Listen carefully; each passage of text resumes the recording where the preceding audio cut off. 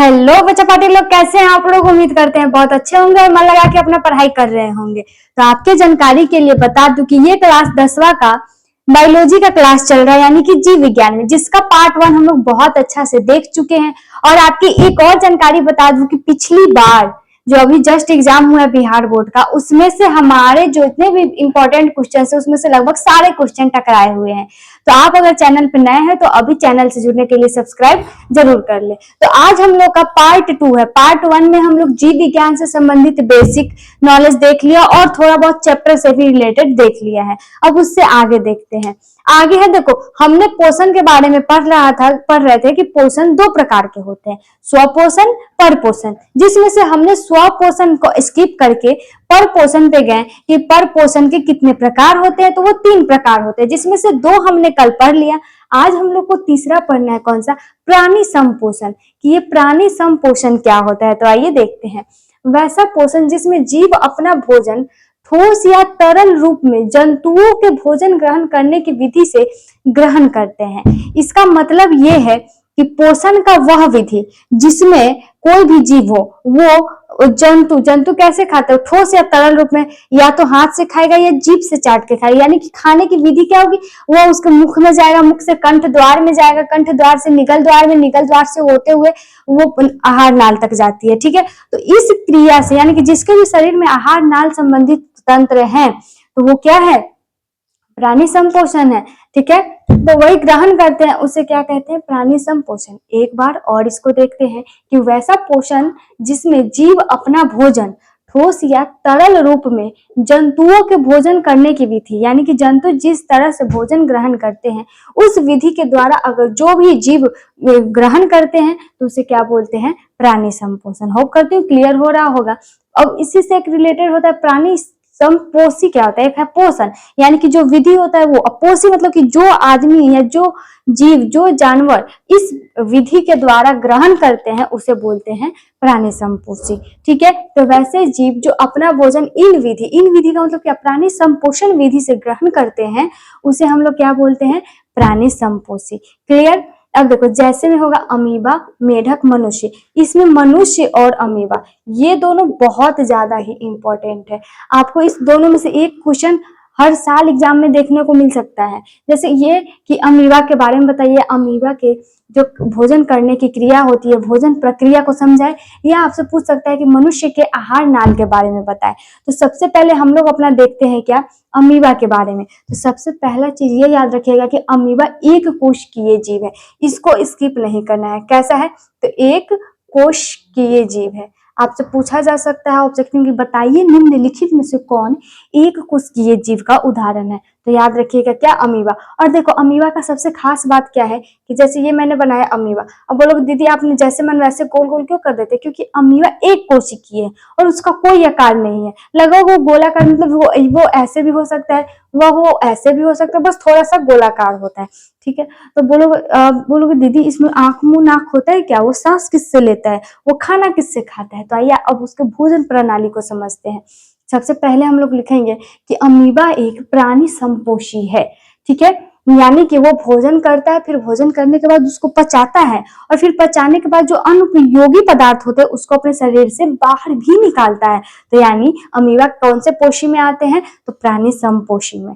ठीक है, उसके बाद है कि इसका कोई आकार नहीं होता है। आपसे पूछा जाएगा ऐसा कौन सा जीव है जिसका कोई आकार नहीं होता है, तो आप याद रखिएगा क्या, अमीबा। अब हम लोग समझते हैं अमीबा अपना भोजन कैसे करता है। तो जैसे देखिए, ध्यान से देखते चलिएगा, ये है हम लोग का अमीबा। ठीक है, अमीबा के बीच का जो भाग होता है उसे हम लोग बोलते हैं केंद्रक। क्या बोलते हैं बाबू, केंद्रक। और इसके जो साइड साइड जो ये घिरा हुआ दिख रहा है, जिससे ये घिरता है, उसे बोलते हैं कुटपाद। क्या बोलते हैं, कुटपाद। ये सब ध्यान में रखिएगा क्योंकि इसी नाम से पूरा खेला होगा। उसके बाद बीच में जो गैप है उसको बोलते हैं रसधानी, जिसमें रसधानी का निर्माण होता है। ठीक है, अब देखो, अब होता ये है कि अमीबा, जैसे मान लो अमीबा का कोई आकार नहीं है, मान लो ये मेरे हाथ जैसा क्या है, अमीबा है। ध्यान से समझते चलिए। ये मेरे हाथ जैसा अमीबा है और ये इसका भोजन है। तो अमीबा क्या करते हैं, अपने इस कुटपाथ, अभी मैंने बताया जो चारों तरफ से जिससे वो घिरा होता है उसे हम लोग कुटपाथ बोलते हैं। यानी कि ये जो इसका बॉर्डर सब दिख रहा है वो क्या है, कुटपाथ। कुटपाथ को फैलाता है सुकड़ाता है, फैलाते सुकड़ाते करते करते यहाँ तक आता है खिसक के, फिर अपने कुटपाथ का एक छोटा सा मुंह खोल देता है, जैसे यहाँ खोला मुंह। और इस अगर यहाँ पे भोजन था तो इस भोजन को धीरे धीरे अपने अंदर ले जाता है और फिर कुटपाथ को क्या कर लेता है, बंद। और इसके अंदर रसधानी का निर्माण करके क्या करने लगता है, उसको पचाने लगता है। और फिर पच जाता है, उसके शरीर में जितना भोजन का जरूरत है वो मिल जाता है। तो हानिकारक पदार्थ कहाँ जाएगी, तो फिर क्या करता है, कहीं से भी कुटपाथ अपना मुंह खोलता है और खराब पदार्थ को फिर बाहर निकाल देता है। बस इसी क्रिया के द्वारा अमीबा अपना भोजन ग्रहण करता है और फिर बाहर भी करते हैं। ठीक है, तो अमीबा में मुख्य रूप से आपको ये याद रखना है, आपसे पूछा जाएगा कि अमीबा भोजन ग्रहण किसके द्वारा करते हैं, तो कुटपाथ के द्वारा। ठीक है, उसके बाद अमीबा का भोजन का पाचन कहाँ पे होती है, तो रसधानी में। अमीबा का हानिकारक जो पदार्थ शरीर में निर्माण होता है उसको बाहर किसके द्वारा निकालता है, तो कुटपाथ के द्वारा। अमीबा के बीच में जो भाग होता है उसे क्या कहते हैं, तो उसे कहते हैं केंद्रक। बस अमीबा का 3 ही पार्ट होता है जिसके द्वारा वे सारे कार्य करते हैं। तो होप करती हूँ अमीबा के बारे में आपको समझ में आया होगा। अब देखो अमीबा का कुछ भोजन है कि आखिर वो खाता क्या है, तो शैवाल के जो छोटे छोटे टुकड़े होते हैं उसको खाते हैं किसके द्वारा, कुटपाथ के द्वारा। या बैक्टीरिया को खाते हैं किसके द्वारा, कुटपाथ के द्वारा। या अन्य छोटे जीव को भी खा सकते हैं वो किसके द्वारा, कुटपाथ के द्वारा। हम कुटपाथ पे आपको जोर क्यों दे रहे हैं, क्योंकि 2027 में यानी कि आपका जो बिहार बोर्ड का एग्जाम होगी अगले साल, उसमें कुटपाथ आना निश्चित है। हर साल आता है, ऐसा कोई साल नहीं है कि अमीबा से रिलेटेड ऑब्जेक्टिव या सब्जेक्टिव, इस दोनों में से कोई एक जरूर आएगा। तो आप हमेशा याद रखिएगा कि अमीबा अपना भोजन अंतर्ग्रहण किसके द्वारा करता है, तो कुटपाथ के द्वारा। और किसके द्वारा फिर बाहर भी निकाल देता है, तो कुटपाथ के द्वारा। अमीबा के भोजन का पाचन कहाँ पे होती है, तो रसधानी में। तो होप करती हूँ इतना आपको बहुत अच्छे से समझ में आया होगा। अब हम लोग अपना देखते हैं नेक्स्ट टॉपिक। तो अब हम लोग अपना देखते हैं नेक्स्ट पार्ट में, क्या, मनुष्य का पाचन तंत्र। यानी मनुष्य का पाचन तंत्र होता है क्या है। मनुष्य का मतलब आप सबको पता है, हम भी मनुष्य हैं, आप भी मनुष्य, यानी कि जितने भी आदमी है उसे हम लोग मनुष्य बोलते हैं। पाचन तंत्र का मतलब क्या होता है कि भोजन खाते तो वो किस किस के होके जाते। जैसे हम भोजन खाते, पहले मुख कुआ में गया, मुख कुआ से कहा गया निगल द्वार में, निगल द्वार से कहा गया कंठ में, कंठ से कहा गया आहार नाल में। ऐसे छोटी आंत, बड़ी आंत, मल द्वार ऐसे होता है। तो उन सारे पार्टों के सम्मिलित रूप, उन सभी भागों के सम्मिलित रूप को क्या बोलते हैं, पाचन तंत्र बोलते हैं। क्लियर। जैसे आहार नाल और इससे संबंधित पाचक ग्रंथि और पाचक क्रियाएं मिलकर पाचन तंत्र का निर्माण करती है। आपके एग्जाम में पूछ सकता है कि बताइए पाचन तंत्र का निर्माण कैसे होता है, तो आपको याद रखना है आहार नाल और इससे संबंधित पाचक ग्रंथियां और पाचक क्रिया साथ में मिलकर पाचन तंत्र का निर्माण करती है। ठीक है, वैसे ही है फिर आहार नाल। जैसे पाचक तंत्र है वैसे आहार नाल भी है। आहार नाल क्या होगा कि पूरा यहाँ से लेकर मल द्वार तक का जो रास्ता होता है उसे बोलते हैं आहार नाल। पाचन तंत्र का मतलब जहां से वो पचना शुरू होता है उसको बोलते हैं पाचन तंत्र। और आहार नाल जहां से हम आहार लेते हैं और जहां तक वो जाता है उसे बोलते हैं आहार नाल। होप करूँ क्लियर होगा। तो आहार नाल का लंबाई कुल कितनी होती है, तो आप याद रखिएगा 8 से 10 मीटर। और ये जो है ना एग्जाम का बिहार बोर्ड का फेवरेट है, लगता है इसको इससे प्यार हो गया है और हमेशा पूछता है कि बताइए आहार नाल का लंबाई कितनी होती है, तो याद रखिएगा 8 से 10 मीटर। ठीक है, अब देखो यहाँ पे यह मुख गुहा से शुरू होकर मल द्वार तक जाती है। तो कहाँ से शुरू होती है, तो मुख गुहा, यानी मुख गुहा से शुरू होकर पूरा वो मल द्वार तक फैली रहती है। उसके बाद ये था तो आहार नाल। और आहार नाल से संबंधित अगर आपके ऑब्जेक्टिव में कुछ इंपॉर्टेंस आएंगे तो ये यही से आ सकते हैं। और रहा बात सब्जेक्टिव का, तो आप धैर्य बना के रखिएगा। एग्जाम के टाइम जितने भी इंपॉर्टेंट क्वेश्चन होंगे वो हम आपको प्रोवाइड जरूर कराएंगे।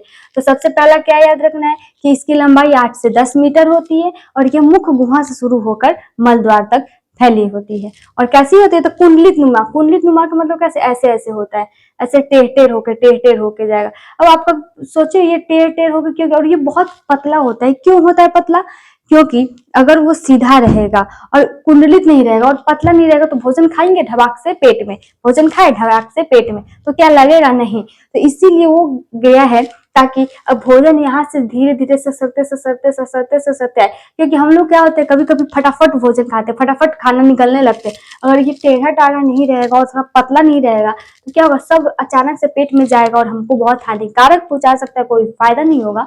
इसलिए इसमें कुंडली नुमा बना रहता है ताकि ये थोड़ा थोड़ा होके हमारे शरीर के अंदर जाए। क्लियर? तो हो गया आहार नाल कंप्लीट। अब हम चलते हैं मुख गुहा, क्योंकि यहाँ पे शुरू क्या से मुख गुहा से शुरू है। तो अब हम पढ़ेंगे मुख गुहा से लेकर मल द्वार के बीच में जितने भी भाई बहन भेटाएंगे, जैसे कि मुख गुहा, निगल द्वार, कंठ द्वार, सब के बारे में। तो देखो मुख गुहा में क्या है कि यह आहार नाल का पहला भाग है।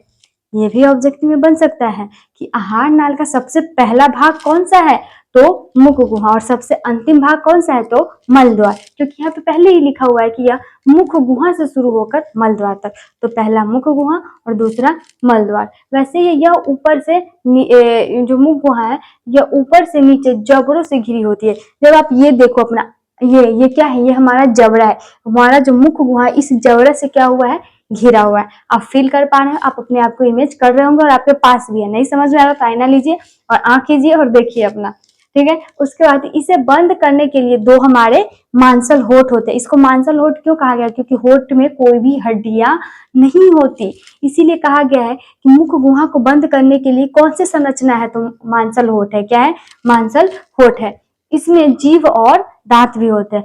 मुख गुहा के बारे में तो आप खुद इतने अच्छे से जान रहे हैं, ये पढ़ाने की जरूरत है ही नहीं। क्यों कि आहार नाल का सबसे पहला भाग कौन है, मुख गुहा। मुख गुहा दो जबड़ों से घिरी होती है ऊपर से नीचे की ओर, ठीक है। इसमें जीभ और दांत होते हैं। इसे बंद करने के लिए मांसल होठ पाए जाते हैं। तो होप करती हूँ इतना कॉन्सेप्ट आपको बहुत अच्छा से क्लियर हुआ होगा। अब हम लोग अपना नेक्स्ट देखेंगे और उसके बाद वीडियो को कर देंगे समाप्त। तो अब हम लोग अपना देखते हैं दांत के बारे में, ठीक है। क्योंकि अब मुख गुहा में सबसे पहले हमने देखा मुख गुहा पूरा, अब मुख गुहा के अंदर क्या आता है, दांत और जीभ। तो अब हम लोग पढ़ेंगे दांत और जीभ के बारे में। तो पहले दांत के बारे में देखो कि ये मुख गुहा में कुल कितने दांत होते हैं, 32 दांत। अब बोलोगे दीदी मेरे मुंह में तो है ही नहीं 32 दांत, तो क्यों एक एज आने के बाद आपके 32 दांत आ जाएंगे। इसीलिए कहा गया अगर आपके ऑब्जेक्टिव में आए कि मनुष्य के मुख गुहा में कितने दांत होते हैं, तो 32 मानिएगा। कितने दांत, 32 दांत। क्लियर? उसके बाद इसको VVI कर लीजिए। VVI का मतलब होता है वेरी वेरी इंपॉर्टेंट, क्योंकि आपके 2 नंबर में यानी लघुत्तरीय शॉर्ट क्वेश्चन में पूछा जाता है कि दांत के कितने प्रकार होते हैं बताइए, या ऑब्जेक्टिव में पूछा जाता है कि दांत के कितने प्रकार होते हैं, तो याद रखिएगा 4। या ऐसे भी पूछा जाता है कि बताइए निम्नलिखित में से कौन सा एक दांत का प्रकार है, ठीक है। तो पहला है क्या, कर्तनक, दूसरा भेदक, तीसरा अग्रचवर्णक और चौथा चवर्णक। देखो कर्तनक का काम क्या होता है, कतरने का, ठीक है। ऐसे ही बहुत ये 3 दांत का भी अलग अलग कार्य होते हैं। तभी तो हम देखते हैं कि हमारे मुंह में कोई दांत होता है जिससे हम छीलते हैं, कोई दांत होता है जिससे कतरते हैं, कोई दांत ऐसा होता है जिससे खींच खींच के खाते हैं, कोई दांत होता है जिससे हम लोग पीसते हैं, ठीक है। तो वही है ये 4। तो ये आपको हम HW देते हैं कि आपको खुद से ये तैयार करना है कि चारों दांत में से किस दांत का क्या काम होता है, ठीक है। उसके बाद यहाँ पे है प्रत्येक दांत के भीतर एक मजा गुहा होता है। बन सकता है क्वेश्चन कि दांत के अंदर क्या होता है, तो मजा गुहा होता है। क्या होता है, मजा गुहा। यानी कि हम लोग का जो दांत है ऐसा नहीं सिर्फ पत्थर की तरह है, उसको तोड़ेंगे तो सिर्फ दांत है, उसके अंदर एक मजा गुहा, एक खोखला टाइप का गुहा होता है। जहां भी गुहा है मतलब समझिए खोखला उसमें जगह होगा, ठीक है। और उसके ऊपर में दंतास्थि या डेंटाइन होता है। क्या होता है, दंतास्थि या डेंटाइन। और इसी के फलस्वरूप दांत के अधिक भाग तैयार किए जाते हैं। आपसे पूछा जाएगा दांत का भाग किसके द्वारा तैयार होता है, तो डेंटाइन के द्वारा, ठीक है। डेंटाइन या उसके ऊपर क्या पाया जाता है, दंतास्थि। अब दांत से क्या क्या क्वेश्चन बन सकते हैं कि मनुष्य के मुंह गुहा में कितने दांत होते हैं, तो 32, ठीक है। उसके बाद मनुष्य के दांत कितने प्रकार के होते हैं, तो 4 प्रकार के। उसके बाद मनुष्य के दांत के अंदर क्या पाया जाता है, तो मजा गुहा। क्या होता है, मजा गुहा। उसके बाद ऊपरी भाग क्या होता है, तो डेंटाइन होता है। या अधिक जो दांत होता है वो किससे बना होता है, अधिकांश दांत तो डेंटाइन से बना होता है। तो दांत से रिलेटेड कुछ थे पॉइंट जो क्लियर हो गया। इसके बाद नेक्स्ट जो वीडियो आएगा उसमें हम लोग पढ़ेंगे कि दांत खराब कैसे होते हैं। देखते हैं ना किसी किसी का दांत दुखने लगता है चॉकलेट खाते टाइम, किसी का सड़ने लगता है, तो वो क्यों होता है उसके बारे में पढ़ेंगे। अब थोड़ा सा है वो जीभ के बारे में, बस थोड़ा ही है वो देखते हैं कि जीभ के सतह पर कई छोटी छोटी, जैसे ध्यान दीजिए यहाँ पे मैं बना रही हूँ, ये है आपका जीव, ठीक है। तो इस जीव में छोटी छोटी कलियां पाई जाती है, छोटी छोटी कलियां पाई जाती है जिसे बोलते हैं स्वाद कलियां।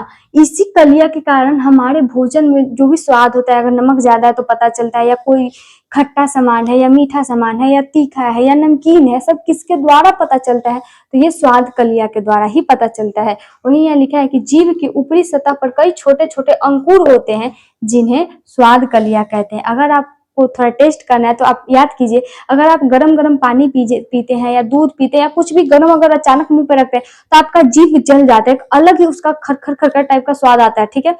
लेकिन अब उसको आप आईना में जब देखोगे तो वो जो है ना, उसमें बड़ा बड़ा रेड रेड थोड़ा थोड़ा दिखने लगता है। तो वही जो स्वाद कलिया होता है उसमें ज्यादा तेज गर्म पड़ने के कारण वो थोड़ा फूल जाती है जलने के कारण, जिसके कारण वो रेड रेड स्वाद कलिया आपको बाहर तक दिखाई देने लगती है, ठीक है। तो होप करती हूँ इतना आपको बहुत अच्छा से समझ में आया होगा। अगर वीडियो अच्छा लगे तो वीडियो को प्लीज लाइक कीजिएगा एंड चैनल को सब्सक्राइब कीजिएगा, क्योंकि इस बार अगर आप एग्जाम देंगे बायोलॉजी को तो इससे बाहर हम एक भी क्वेश्चन आने नहीं देंगे जैसे पिछले बार नहीं आया। तो मिलते हैं नेक्स्ट वीडियो में, तब तक के लिए take care, bye bye and धन्यवाद।